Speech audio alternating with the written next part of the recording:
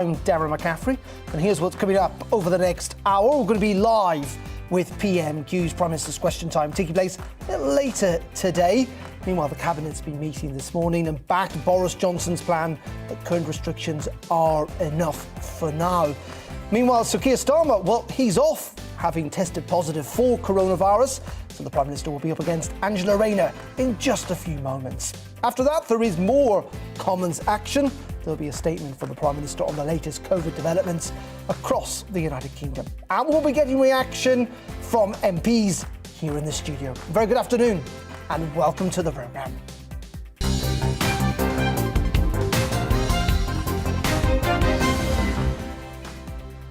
Yeah, thank you very much indeed for joining us on this Wednesday afternoon. Well, Prime Minister's Question Time is about to get underway, but first, let's get a little taste of what we might expect from my panel. Andrew Bowie is the Conservative MP for Aberdeenshire and the Alba MP for Kirkcaldy and Cowdenbeath, Neil Hanvey. Very good afternoon to you, gentlemen. First of all, Keir Starmer, it must be said, one of the most unlucky politicians. This is the sixth time he's been out of action because he's either been pinged or tested positive. Angela Rayner, though, was a little bit more feisty, isn't she, when she stands up opposite the Prime Minister? Yeah, no, I mean, obviously you feel sorry for Keir and wish him a speedy recovery. Very unlucky to have gotten or been pinged. I think this is the fourth time he's been out of action. But yeah, I think the atmosphere in the House of Commons this afternoon will be quite rowdy.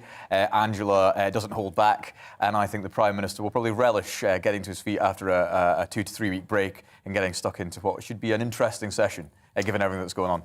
No, indeed. And Neil, the point is obviously it is probably going to be dominated again, do you reckon, by the surge that we've seen from Omicron, or do you think there could be other issues to the fore?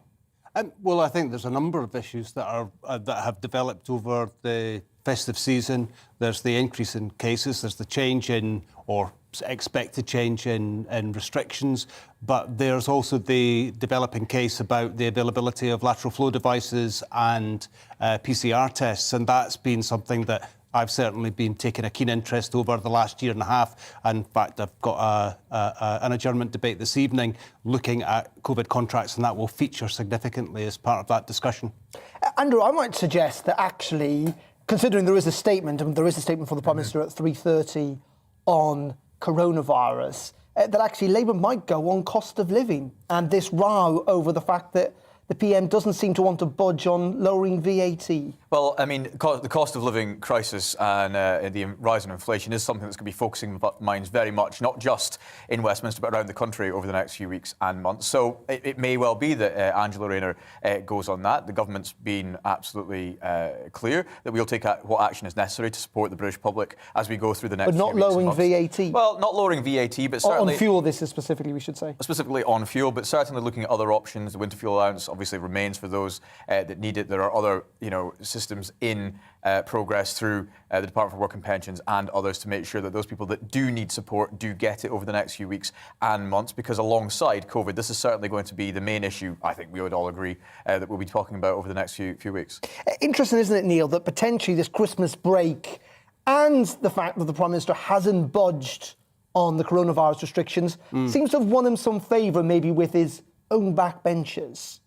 Well, I think there's a certain cadre within the Conservative group who are very hostile to any restrictions on civil liberties as a principle, and they see many of the restrictions that have, to some mind, been necessary as impinging on those fundamental rights and freedoms. And and whilst I respect that, I think we're in a situation where it has been necessary to impose certain restrictions, certainly in the early days of the pandemic. But it's increasingly difficult to maintain that line if you don't have a consistent approach to how you manage the risk of infection. And one of the upsides, if you like, of Omicron is that it doesn't seem to be as potent a variant of COVID as some of the other ones that we've seen. And so that's probably helped him get over that difficult situation, as opposed to, having to really face up to a particularly potent or virulent strain of the COVID.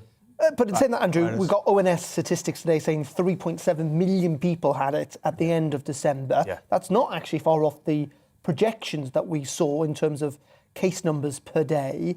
And 12 hospitals are saying that they are now in a critical, 12 hospital trusts are in a critical state. This is still a gamble for the Prime Minister. Yes, it is. But as the Prime Minister made clear last night, he thinks that we have got the capabilities now in the systems that we have to see ourselves through the next weeks without imposing any further restrictions. He was quite clear with the public last night. You know, he fronted up. The NHS will come under severe strain over the next few weeks, and we will do everything we can, obviously, to support it through this period. I mean, it got over 30 billion extra last year alone to help it through the COVID crisis. We've got thousands of more nurses on wards and doctors coming through across the United Kingdom, which is a very good thing. And we are now seeing a huge increase in the number of people who've gone for their booster over the Christmas period, adding to the 2 vaccines that they should have already had. And, you know, if anybody's watching that hasn't yet had their vaccination or their booster, I'd urge them to do that, because it's the best way you can protect yourselves and your loved ones from this virus. But this is, you know, going to be a tough few weeks. Nobody is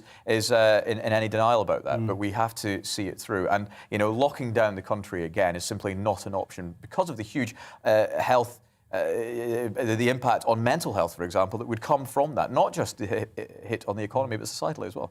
Well, it's just gone 3 o'clock, and we are waiting that PMQs, the first one of 2022, to get underway. The Prime Minister should be on his feet in the next few minutes or so. In fact, he is now on his feet, so let's go to the House of Commons. Of our vaccination programme and people coming forward up and down the country, we managed to ensure that families could still celebrate Christmas with over 34 million people now boosted. And I want to take the opportunity to say that anybody who has not yet done so should come forward and get boosted now. Mr. Speaker, this morning I had meetings with ministerial colleagues and others in addition to my duties in this House. I shall have further such meeting later today. Dr. Jim.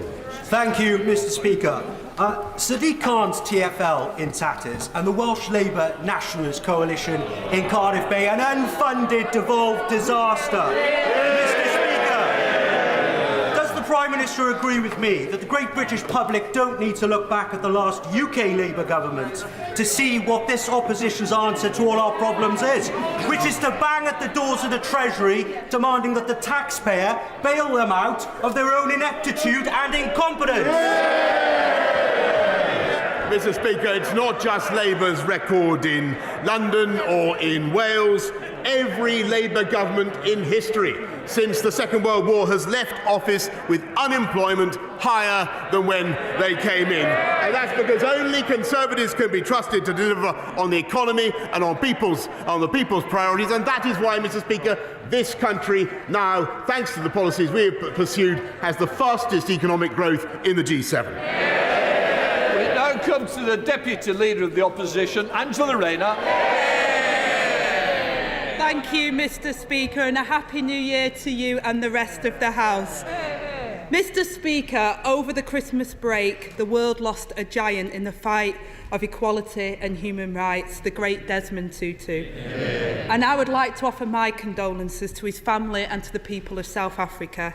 And I'd also like to thank all of those key workers who have kept our essential services running over the festive period, particularly all those staff and volunteers working at vaccination sites and our amazing NHS staff working incredibly hard with incredibly stretched circumstances. But I know we're going to come on to that after PMQs with the Prime Minister. And I'd also like to thank the formidable Sue Gray, who I know has been busier than Santa over the festive period. Mr. Speaker, in October, the Prime Minister said that fears about inflation were unfounded. But working people across the country are starting the new year facing rising bills and ballooning prices. So how did he get it so wrong? Well, Mr. Speaker, what the government has been, and of course I said no such thing because inflation is always something that we have to be careful about. But what we are doing, Mr. Speaker, is making sure that we protect the people of this country throughout what is unquestionably going to be a difficult period, and that's why we are ensuring that we've lifted the living wage by record sums, Mr. Speaker. We make sure people have cold weather payments, making sure that they have the Warm Homes discount, all the other protections, the £500 million fund that we put in to help local councils look after people through what will be a difficult period. But the most important thing we can do to look after people during this very difficult time, Mr. Speaker, is to ensure that we take the balanced and proportionate approach that we are, to ensure that we're able to keep our country and our society going, Mr. Speaker, and that is exactly what we are doing. And that is why we doubled down on the booster programme, and that is why we are sticking with Plan B, Mr. Speaker. And that's the right approach for the country. Angela Rayner. Mr. Speaker, inflation is about to hit 6%.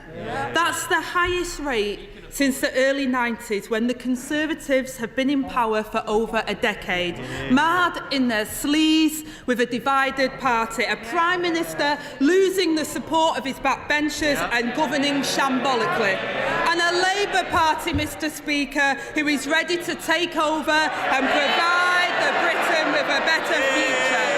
Familiar stuff, Mr. Speaker. The Prime Minister promised wage rises would offset inflation. They haven't and they won't. Millions of British workers now face a further pay cut, and his Chancellor is handing them a tax hike. What will the Prime Minister do to get a grip of this? Mr. Speaker, I know that it's great to be here with the Right Honourable Lady, the Shadow Secretary of State, for the future of work. We know the future of the job that she has in mind. But I wish her well. But what we are focused on, Mr. Speaker, is delivering jobs for the British people. And it is a quite extraordinary thing that there are now record numbers of people in work, Mr. Speaker, 420,000 more than there were before the pandemic began, Mr. Speaker.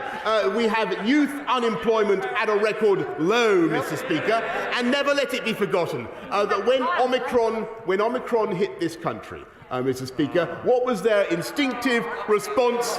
They said, yep, that's right, Mr. Speaker. They said they needed a roadmap, that we needed a roadmap to lockdown. If we listened to them, we wouldn't have anybody working at all, Mr. Speaker. Mr. Speaker, I've heard on the grapevine there might be a vacancy for Prime Minister soon, so maybe I should have aspirations. The Prime Minister pretends it's not his fault. He blames the global forces. He blames the market. Mr. Speaker, we're an aspirational party. Maybe the Prime Minister needs to be more aspirational for this country. But, Mr. Speaker, the Prime Minister has made political choices that has led us into this place. His government has failed to invest in long-term energy security.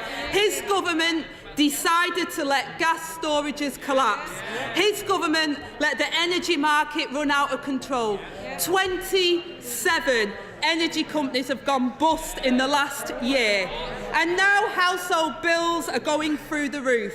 Or as the money-saving expert Martin Lewis put it, there will be a seismic hit on energy bills.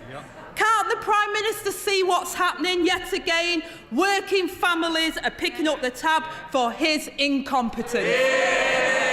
Well, Mr. Speaker, she talks about energy. I think the House will agree she's got a lot more energy than the current leader of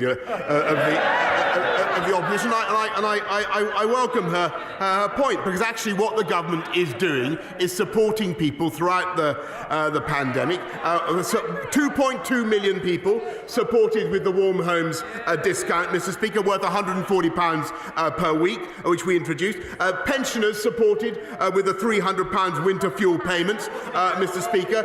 Cold weather payments worth £25 a week for 4 million people up and down the country, Mr. Speaker. That is what we are doing, Mr. Speaker, and that is on top of everything we're doing to support people on low incomes. Cutting taxes for those on universal credit, increasing the living wage, £1,000 more for everybody on the living wage, up record sums, And Mr. Speaker, let me just remind the House of the fundamental difference between that party and this government. They would have kept us in lockdown in July, Mr. Speaker. When Omicron hit, they were calling for further restrictions. That's right, Mr. Speaker. We've been able to keep this country moving and keep the economy growing and keep the money coming into people's pockets, Mr. Speaker. Mr. Speaker, I'll tell you what this Prime Minister is doing. He's increasing taxes to the hard-working people of this country. That's what he's doing. That's what he didn't promise in his manifesto, but that's what he's doing to the people. And I quote, Mr. Speaker, the poorest households spend 3 times more on their income on household energy bills than the richest households spend. VAT on energy bills makes gas and electricity more expensive. Not my words, Mr. Speaker, but the words of the Prime Minister himself. When energy bills are going to be hiked again in April, any decent government would find a way to help British families. Even the Tory backbenchers have finally accepted Labour's call to cut VAT on energy bills. So will he finally stand up to his Chancellor and do the same? Mr. Speaker, let me remind, because she wasn't obviously listening to the previous answer, let me remind her the Warm Homes discount already, 2.2 million people supported to the tune of £140 a week. Pensioners supported with £300 through the winter fuel payment. The cold weather payments for 4 million people, and they now have the effrontery, Mr. Speaker, having campaigned, and she did too, I think, didn't she? I think. Oh yes, she campaigned to remain in the EU. Oh yes, she did. They now have the barefaced cheek to come to this House of Commons and say that they want to cut VAT on fuel, when everybody knows, and he did too, Mr. Speaker, everybody knows full well it would be absolutely impossible if they were to do what Labour would do and go back into the EU, remain aligned with the EU single market. That is the objective of the Labour Party. They can't be trusted on Brexit, Mr. Speaker, and they can't be trusted on the economy. So, Prime Minister, how's it going? Are you okay? The Prime Minister and his Chancellor have presided over economic mismanagement, low growth and neglect of our public services. And their resolution to fix this, whacking more taxes on working people. Combine the tax rise with soaring energy prices and the average family faces a hit of £1,200. This is an iceberg, Mr. Speaker, right ahead. So will he finally stop and change course? Order. We started the new year not in the way we left the last one. You did give me an assurance we were going to try and calm down. So if we can, it will be helpful. Angela Rayner. Mr. Speaker, £1,200 hit right away. So will he finally stop and change course, or will he plough on towards what will be a disaster for thousands of families? Mr. Speaker, as a direct result of what we've already done on universal credit, a single mother with 2 kids is £1,200 better off, Mr. Speaker, as a result of what we've done with the living wage, Mr. Speaker, introduced by this Conservative government. They never let it be forgotten.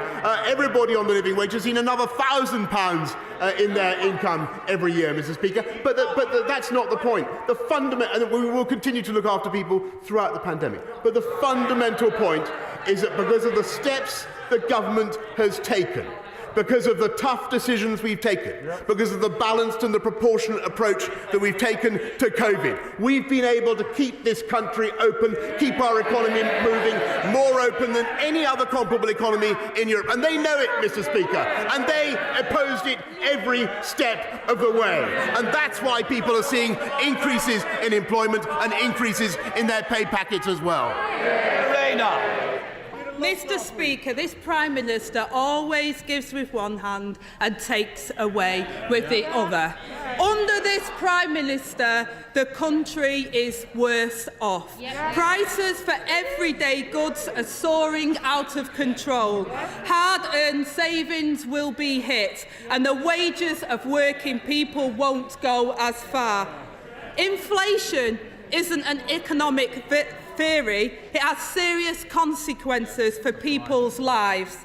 We need serious solutions, Mr. Speaker, to stop people falling into poverty or debt. Instead, Mr. Speaker, we have this Prime Minister and his incompetent leadership. And every time we are faced with a challenge, he denies there's a problem. He tries to laugh it off. He looks for someone else to blame. So can I suggest to the Prime Minister, it's not about brushing your hair, it's about brushing up on your act. Does he accept his incompetence is taking our country backwards and costing our country dear? No, Mr. Speaker. What I tell the House and tell the country is that Labour incompetence has ruined this country time and time again, and there has never been a Labour government that has left office with unemployment lower than when they came in. And what is her answer, Mr. Speaker, to the energy crisis? It is to nationalise our energy. It was, in fact, Labour's failure to invest in supply over a decade or more that reduced our ability to have cheaper, cleaner energy, Mr. Speaker. We are rectifying that. We're taking the tough decisions that this country needs for the long term. And it's because we've taken those tough decisions, Mr. Speaker, because we've taken the balanced and proportionate approach that we have, that they opposed every step of the way, that we have youth unemployment at a record low. We have 420,000 more people in jobs now than there were before the pandemic began. And, Mr. Speaker, we not only have the most open society and economy in Europe, but we also have the fastest economic growth in the G7. Completely contrary to what she has just said, Mr. Speaker. And that is because of our stable, balanced and proportionate approach. And when never let it be forgotten, when Omicron presented itself, what did they go for? They reached for the lever of more restrictions. They said lockdown, Mr. Speaker. We said boosters. They carp from the sidelines. We get on with the job.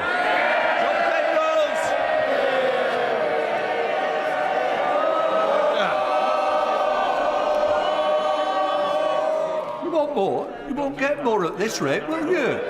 Mr. Penrose has been waiting patiently. Why do you not want to hear him? Because I do. John Penrose. Thank you, Mr. Speaker. The biggest factor driving up our fuel bills and cost of living is the skyrocketing international price of gas, which is currently dancing to a tune set in Moscow.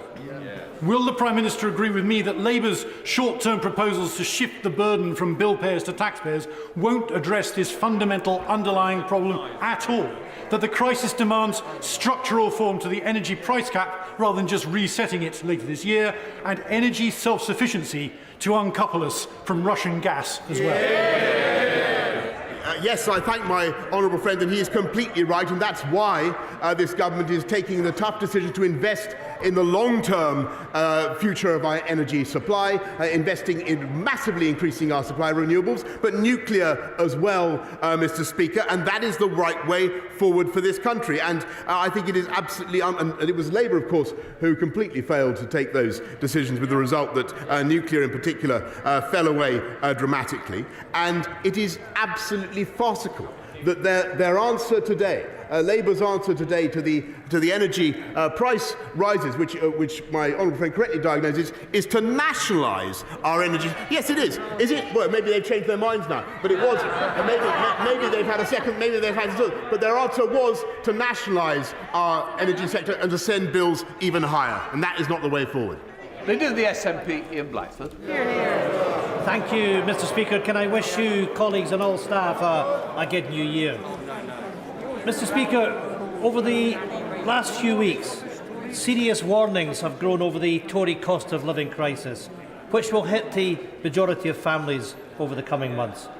New research from the Resolution Foundation has found that, on average, that families will be £1,200 worse off from April as a result of Tory cuts, tax hikes and soaring energy bills.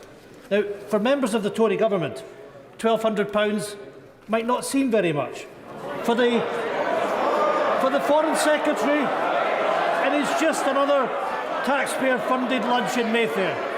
For the Prime Minister, it's just a roll of fancy wallpaper for his taxpayers-funded flat. But for the vast majority of families, losing £1,200 a year will be catastrophic.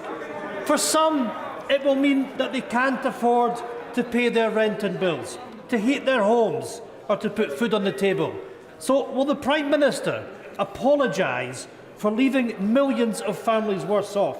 And will he commit to an emergency financial package to reverse his Tory cost of living crisis? Hear, hear. Mr. Speaker, I find that criticism hard to take from the humble crofter, if I may say. But what we are doing, with whom, as I stress, Mr. Speaker, I have normally very, very good relations off the pitch. But what we are doing is helping families up and down the country, tapering, making sure that a single mother with 2 kids gets £1,200 more on universal credit, £1,000 more as a result of the increase to the living wage. But the crucial thing, Mr. Speaker, that I'm trying to get over this afternoon is that we, unlike virtually any other European economy, have been able to keep going and keep people in work, and we've now got more people in work than there were before the pandemic began. That is because of the balanced and the proportionate approach that we've been taking, and I think his support will be welcome and deserved. Ian Blackford. My goodness, Mr. Speaker, we're talking about a Tory cost of living crisis. So much for a new year, a no start, because it's the same nonsense from this failing Prime Minister. We've had the year of Tory sleaze, but now we've got the year of Tory squeeze for family budgets. Economists have warned that UK living standards will worsen in 2022, with the poorest households hit hardest by Tory cuts, tax hikes and soaring inflation driven by his government's policy. Under this Prime Minister, the UK already has the worst levels of poverty and inequality in North West Europe. Now the Tories are making millions of families poorer. In Scotland, the SNP government is mitigating this Tory poverty crisis by doubling the Scottish child payment to £20 per week. So, can I ask the Prime Minister, will he match the Scottish Government and introduce a £20 child payment across the UK? Or will the Tories push hundreds of thousands of children into poverty as a direct result of his policies? Hear, hear. Mr. Speaker, he's talking, I'm afraid, total nonsense. And this is a government that is absolutely determined, as I've said, throughout this pandemic, particularly to look after the poorest and the neediest, which is what the Chancellor did with all his packages, were extremely progressive in their effect. And when I came in to office, we made sure that we uprated the local housing allowance, because I understand the importance of that allowance for families on low incomes. We're supporting vulnerable renters. That's why we're putting money into local authorities to help families up and down the country who are facing tough times. But his fundamental point is wrong. He's just wrong about what is happening in this country. Actually, if you look at the statistics, Mr. Speaker, economic inequality is down, Mr. Speaker, in this country. Income inequality is down, Mr. Speaker, and poverty is down. I'll tell you why, because we get people into work. We get people into jobs, Mr. Speaker. That is our answer. Robert Deal. Thank you, Mr. Speaker. The London Borough of Bromley has achieved the fastest and most significant improvement in children's services of any local authority in England. Much of that credit is due to its exceptional Chief Executive, Mr. Adi Adetosoye. Will my right honourable friend join me in congratulating Mr. Adetosoye upon his appointment as a Commander of the British Empire in the New Year's Honours List, and congratulate the Conservative majority on the Council on delivering the only debt-free council in London? I can't believe that Hillingdon isn't included in that list, Mr. Speaker, but it is no surprise to me that Bromley it runs such a tight ship. I've been familiar with Bromley over many, many years. He and I have campaigned there together, and I commend particularly Adetosoye, CBE, on his achievement. Ed Paul, Ed David.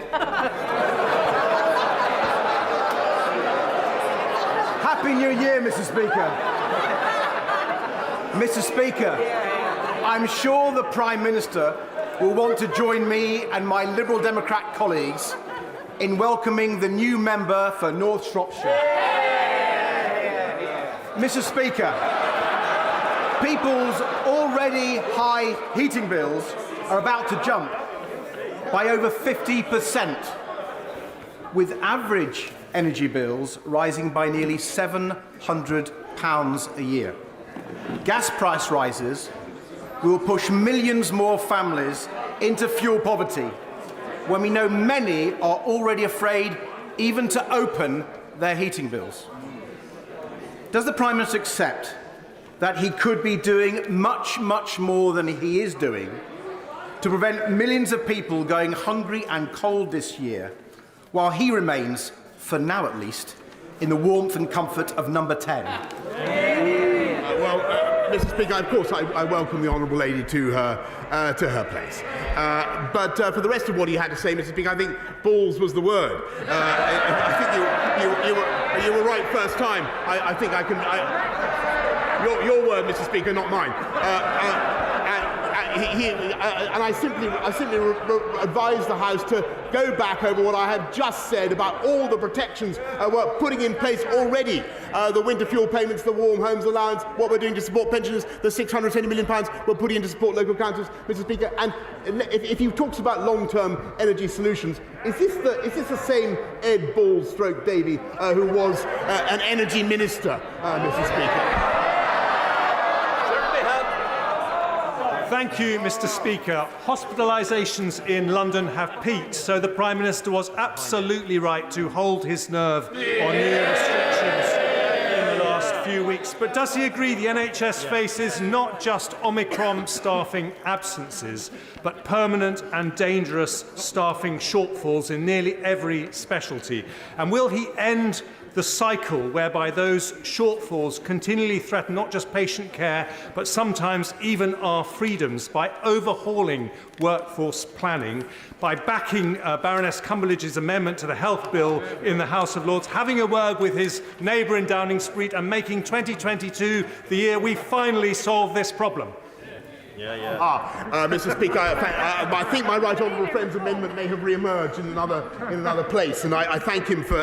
He knows a great deal about this issue, and I understand what he's trying to do. We are taking, for the time being, a different approach, which is record numbers of people working in our NHS, more than ever before. 5,000 more doctors this year than last year, 10,000 more nurses, Mr. Speaker. That is thanks to the investment that this House voted through and that opposition unbelievably opposed. Several Roberts.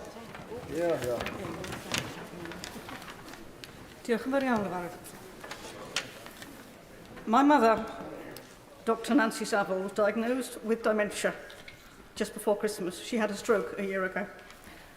I was called to sit with her in hospital on Monday because of a COVID staff shortage, but I fear that myself, like many of our constituents in similar circumstances, are likely to be separated indefinitely when she is moved into an EMI nursing home. John's campaign has successfully campaigned in every UK nation that people disabled by dementia have a special need for person-centred care, and that under the Equality Act 2010. But in reality, there remain many care homes and hospitals where even the most minimal visits can be denied, leading to isolation and separation, which cause irreversible damage to well-being. Does he agree with me that the human rights of disabled people, sick people, and the elderly are not fair weather luxuries, and that everyone with dementia, wherever they live, has the right to family life? Mr. Speaker, can I first extend my deepest sympathies to the Right Honourable Lady, and I'm sure the whole House and everybody who's listened will have shared her feelings and simply wish to extend their condolences as in view of her mother's current condition. And I know how her feelings must be exacerbated by the difficulties that so many people up and down the country are facing because of the restrictions we're having to put on care homes, and I sympathise deeply. We do have to try to strike a balance and to keep care homes residents safe and do what we can to prevent the epidemic from taking hold in care homes. We continue to allow 3 nominated visitors to care homes, and there should be no limit to the duration of those visits, Mr. Speaker. But I understand the particular distress and anxiety that the Right Honourable Lady's circumstances are causing, and can I suggest that she has a meeting as soon as it can be arranged with my Right Honourable friend, the Secretary of State for Health. Dr. Caroline Johnson. Thank you, Mr. Speaker. Mr. Speaker, many of my constituents have contacted me with their concerns about rising utility bills and the high cost of fuel for their cars.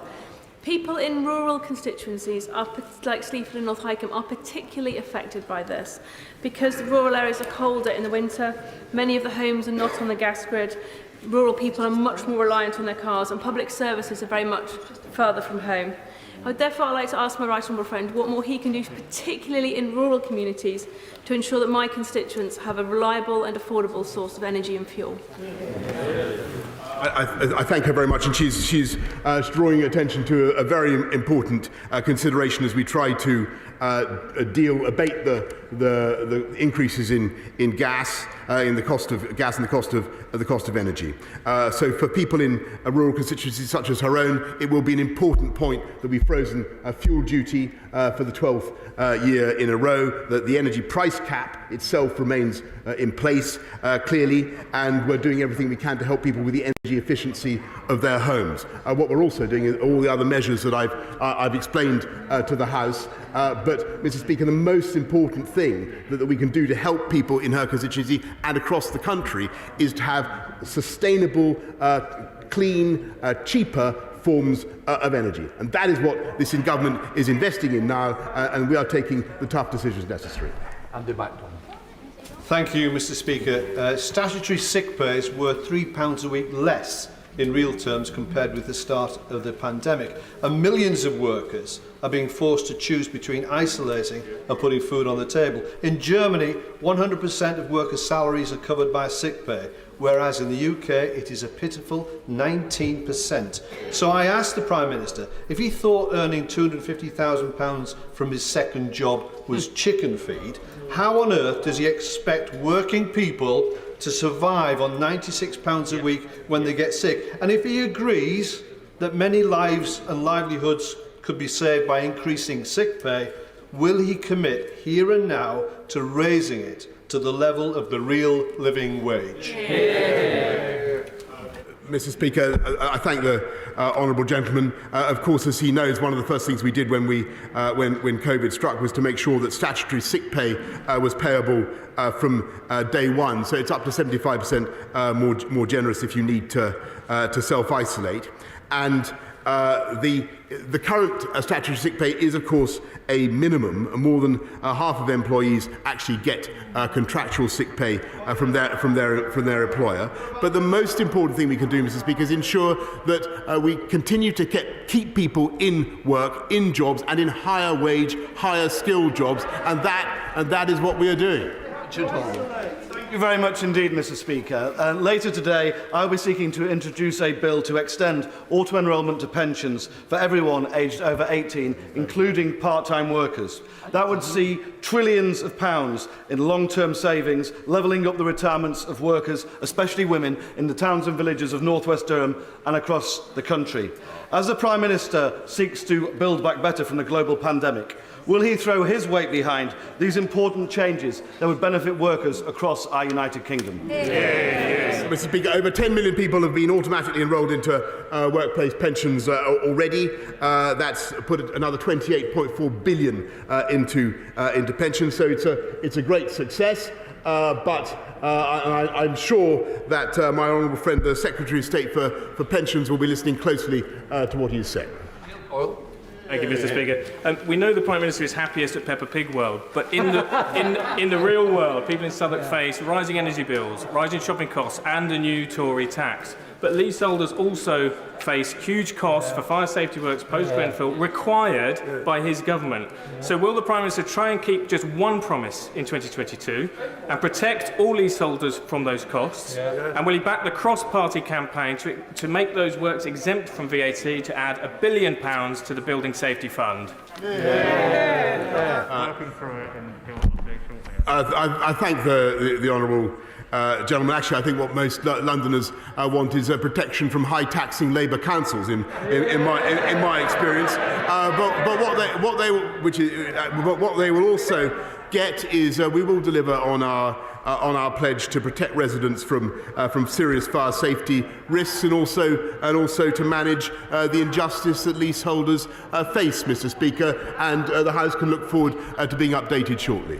Simon Felt. Thank you, Mr. Speaker. The very best of British science has been on display over the last 18 months, being responsible for the design and the manufacture of many of the vaccines that have kept us safe during this pandemic. BEIS's focus on making the UK the best place to practice life sciences and to innovate is therefore welcome, as is their cluster strategy. With that in mind, would my right honourable friend back Ulverston as being the pioneer place for the cluster strategy to be rolled out, enabling high wage and high growth jobs to be based in my constituency of Barrow-in-Furness? Yes, Mr. Speaker, because we're going to get on with our job of levelling up across the whole of the UK, making sure that every part of this United Kingdom shares in our ambition to be a science superpower, which is what we are and what we will be, Mr. Speaker. Ulverston has a rich history in the life sciences, and we are in regular consultation, not just officials in BEIS, are in conversations with him and with officials in the sector to see what more we can do for further investments in the area. Andrew Mitchell. Mr. Speaker, a number of people in my Stockport constituency have contacted me about the lack of NHS dentists and the prohibitive cost of private dental treatment. Just a few weeks ago, one constituent contacted me and said, "I work full-time as a mental health support worker. I'm on minimum wage and can barely afford the reduced NHS dental costs.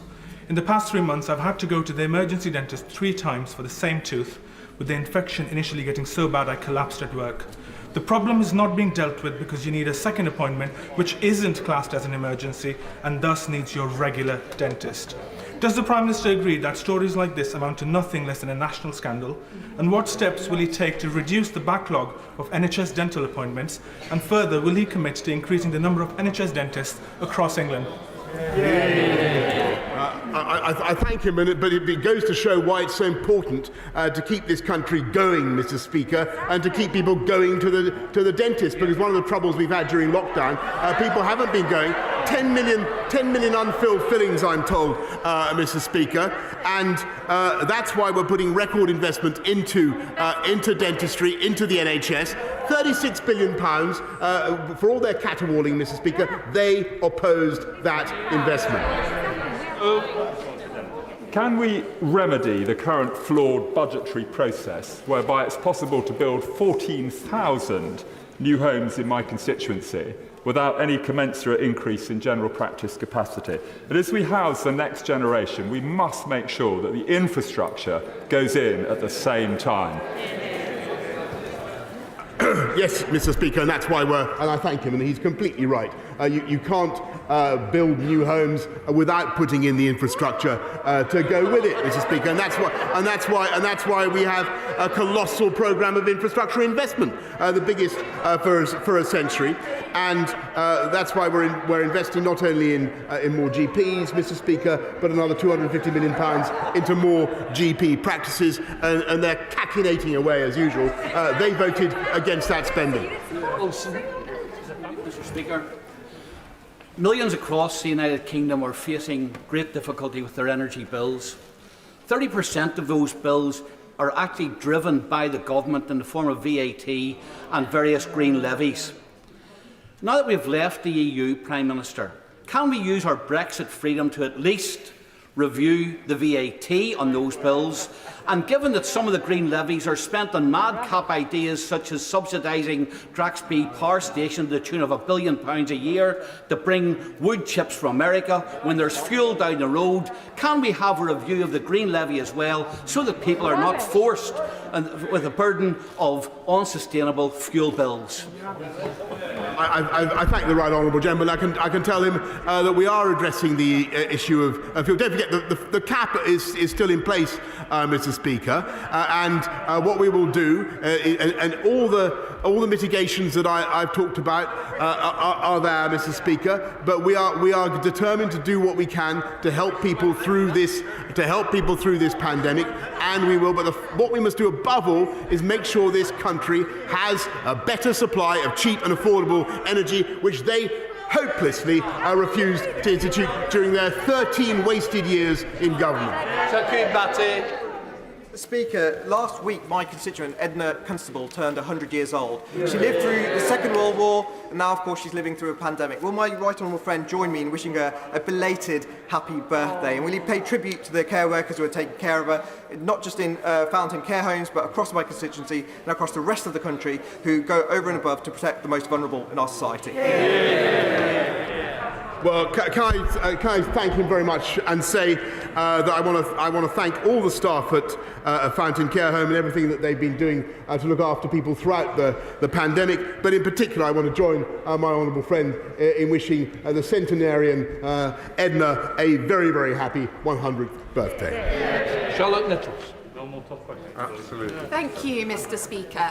Groundbreaking research published yesterday in the Journal of Psychopharmacology from King's College London in partnership with Compass Pathways has now established that psilocybin can be safely administered and may have significant therapeutic benefit in treatment-resistant depression and PTSD.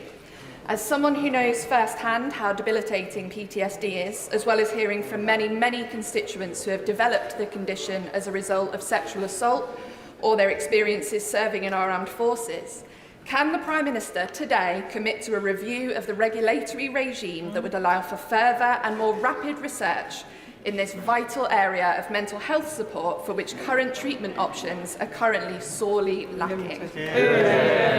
I thank her very much for her question and appreciate the personal experience that she has that makes her interested in psilocybin. I'm aware of interest in this area. It's been drawn to my attention several times. Can I propose that she has a meeting as soon as it can be arranged with the relevant Minister in the Department of Health? Lee.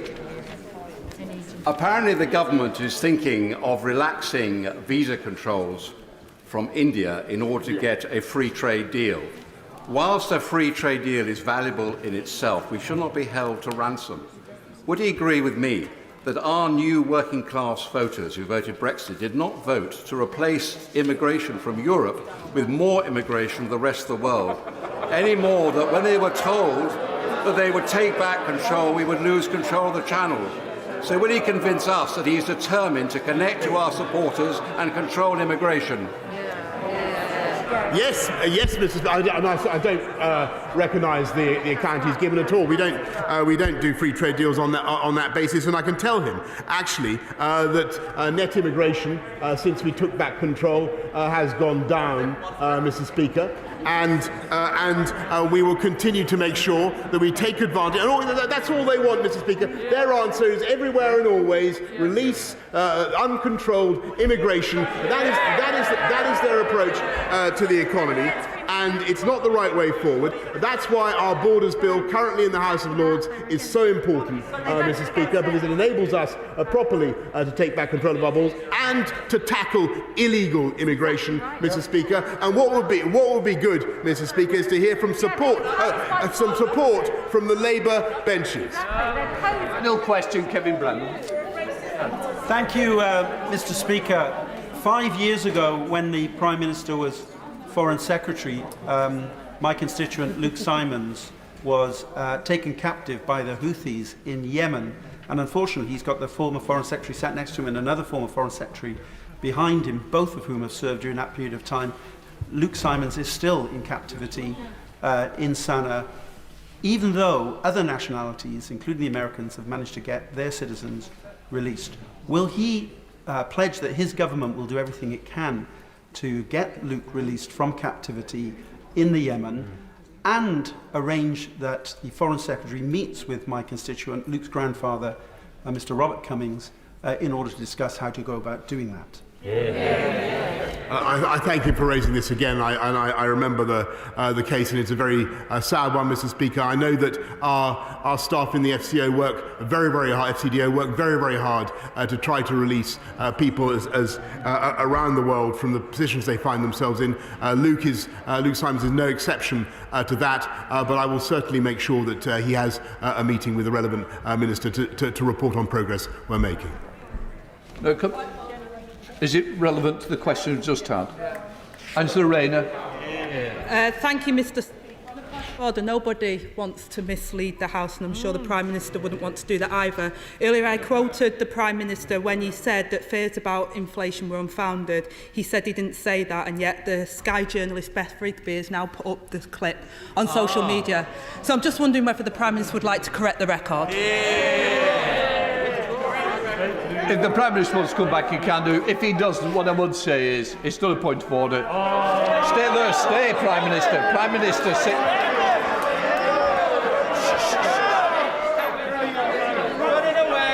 When you're ready, sorry, Prime Minister, just to say I'm not going to extend the debate. It is a point of clarification, and that's been achieved. No, Prime Minister, I am coming to you for the statement. Prime Minister. Mr. Speaker, with your permission, I'll make a statement on the Omicron variant and our measures to contain this virus, fortify our NHS and keep our country open. First, I'm sure the whole House will join me in paying tribute to everyone working in our NHS and social care for their extraordinary efforts in the teeth of yet another wave of this pandemic, and for all they've done together with thousands of volunteers to get Britain boosted. Since we began the Get Boosted Now campaign just over 3 weeks ago, we've delivered 10 million extra boosters across the UK. We've doubled the rate of vaccination from 450,000 doses a day to a peak of more than 900,000.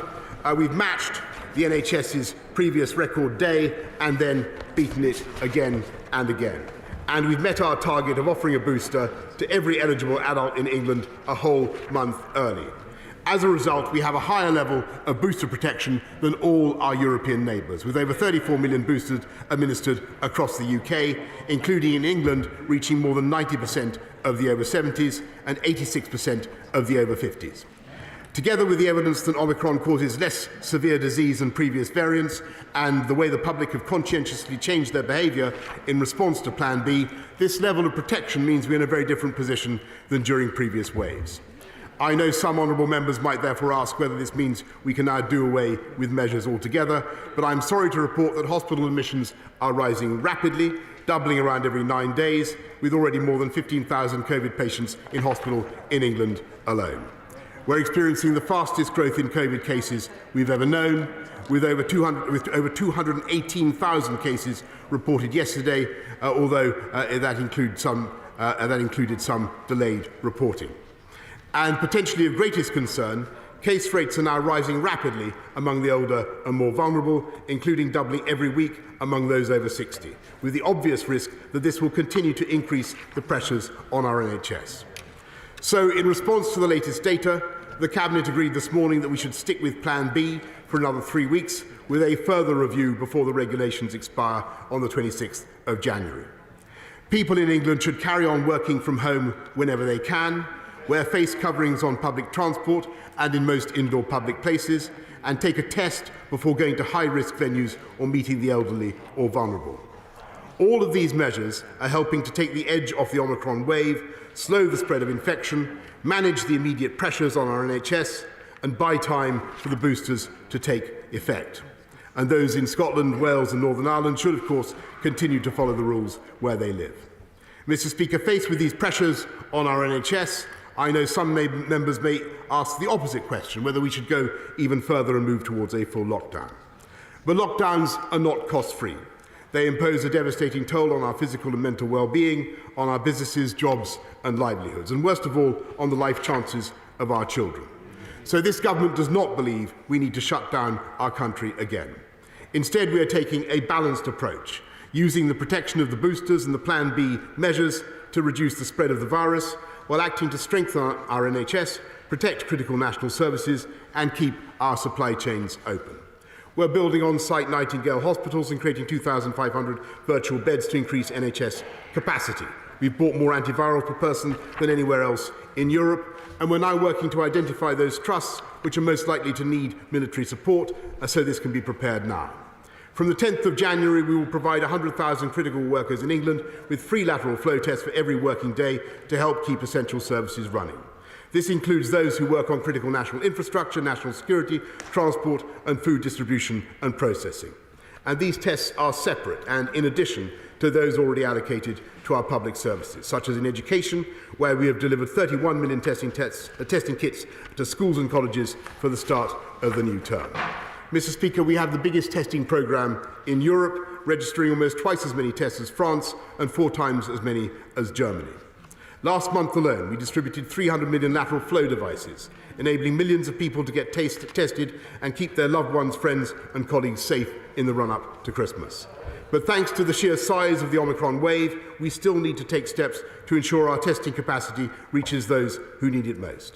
So we will be suspending the need to do a PCR to confirm the result of a positive lateral flow test. From next Tuesday in England, if you test positive on a lateral flow device, you should just record that result on gov.uk and begin self-isolating.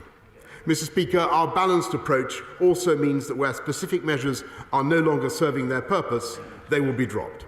So when the Omicron variant was first identified, we rightly introduced travel restrictions to slow its arrival in our country. But now Omicron is so prevalent, these measures are having limited impact on the growth in cases while continuing to pose significant costs to our travel industry. So I can announce that in England from 4 a.m. on Friday, we will be scrapping the pre-departure test, which discourages many from travelling for fear of being trapped overseas and incurring significant extra expense. We will also be lifting the requirement to self-isolate on arrival until receipt of a negative PCR, returning instead to the system we had in October last year, where those arriving in England will need to take a lateral flow test no later than the end of day 2, and if positive, a further PCR test to help us identify any new variants at the border. Mr. Speaker, all these measures are balanced and proportionate ways of ensuring we can live with COVID without letting our guard down. And we can only do this thanks to the biggest and fastest booster campaign in Europe. Yet, Mr. Speaker, there are still almost 9 million people eligible who have not had their booster. As many as 90% of those in intensive care with COVID have not had their booster, and over 60% in intensive care have not had any with COVID, have not had any vaccination at all. And there are 2 million slots available in the next week alone. So I urge honourable members on all sides of the House to do everything possible to encourage your constituents to get boosted now. This is the very best way to save lives, reduce pressure on our NHS and keep our country open, and I commend this statement to the House. Deputy Leader of the Opposition. Thank you, Mr. Boris Johnson speaking in the Commons, quite an extended Prime Minister's question time, followed by statements in regards to coronavirus. Angela Rayner, as you can see, responding there for the Labour opposition. One bit of significant news, must be said, from that statement from the Prime Minister in the last couple of minutes, confirming that those arriving into the UK will no longer need to do a PCR test as of Friday, and that also it seems that if you do have to do a test, or you will have to do a test on the second day after you've arrived back in England, it will be a lateral flow test instead of necessarily a PCR test, and that the isolation period that was in place until you got the results of that test will no longer apply from Friday. So that was the Prime Minister in the Commons. Let's get the view of my panel in the studio. Andrew Bowie, who is a Conservative MP, and Alba MP Neil Hanvey. Very good afternoon again to you, gentlemen. First of all, Prime Minister seemed to have his Weetabix. He seems to be well rested. Not time clearly for a haircut.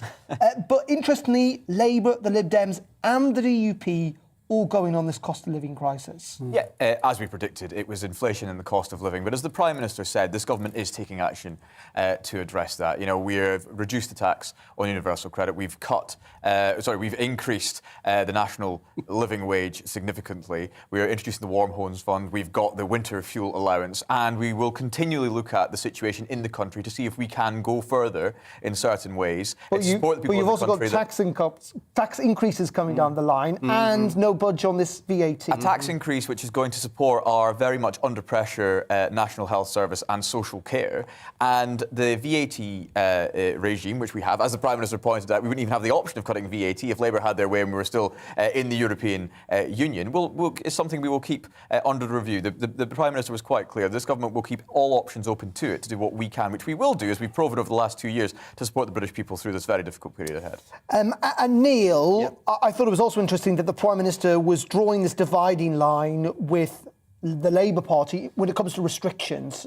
He clearly thinks that his gamble in some ways has paid off, though some might suggest he's got no choice, given the fact that new restrictions will be too late now anyway.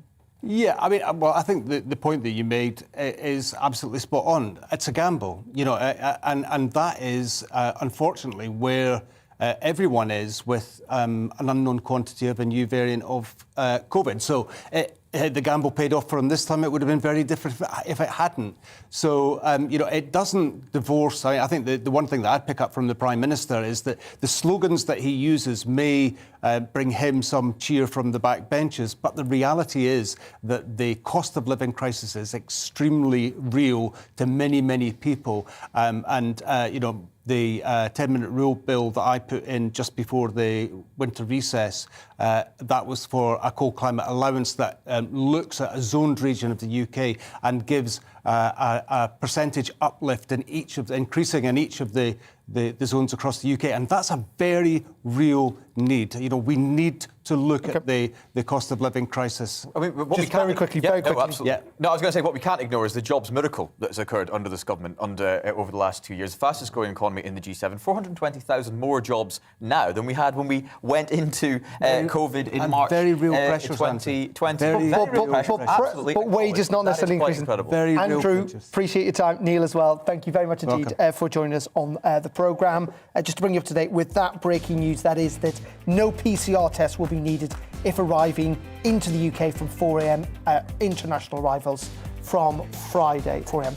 That's it from me for today. Back again at 3 tomorrow. Colin Brazier's up next after we bring you up to date with the weather. It's time to remind ourselves there's always another winter. Canary Islands sponsors the weather. Hello again. Crystal clear blue skies for many today, but those clear skies tonight are going to allow a frost to form quite quickly as well. Tomorrow, some wet weather on the way, courtesy of this weather front, and will provide some snow as well over the hills across northern Britain. Tonight, though, it's all about those tumbling temperatures. Largely clear skies, still 1 or 2 showers across Wales and the far northeast, so it could just be a little bit icy. And the blue taking hold of the map as the winds continue to ease, those temperatures will be tumbling. A frost forming quickly this evening and temperatures continuing to fall through the night. Some fog likely across the south as well. Temperatures in towns and cities -2, -3, maybe -4. Rural areas -6, -8, maybe minus double figures across Scotland. We'll see the wet weather turning up across Northern Ireland quite sharply. Rain at low levels, but some snow over the hills. And then as this wet weather arrives across the hills of Wales and Scotland, there will be some snow on the higher routes and then into northern England. Again, the higher routes here likely to be pretty tricky for a time through the middle part of Thursday. Eastern England staying dry until late in the day, but elsewhere we'll see wet weather arriving and turning quite windy, but also turning milder eventually across the southwest. A cold day though across the east with that rain pushing in eventually to East Anglia in the southeast through the evening rush hour. Then things turn colder with showers again coming into the northwest. Those showers again mostly rain at low levels, but some hail, some sleet and some snow likely on any kind of moderate hills really. So we do have another Met Office yellow warning for snow and ice continuing into Friday across the northwest of the UK. Scattering of showers elsewhere, but for many Friday will be bright again with sunny spells and a cold wind, with temperatures again struggling despite some sunny spells below average, 4 to 7 or 8 degrees Celsius. Staying chilly for the next few days. Canary Islands sponsors the weather.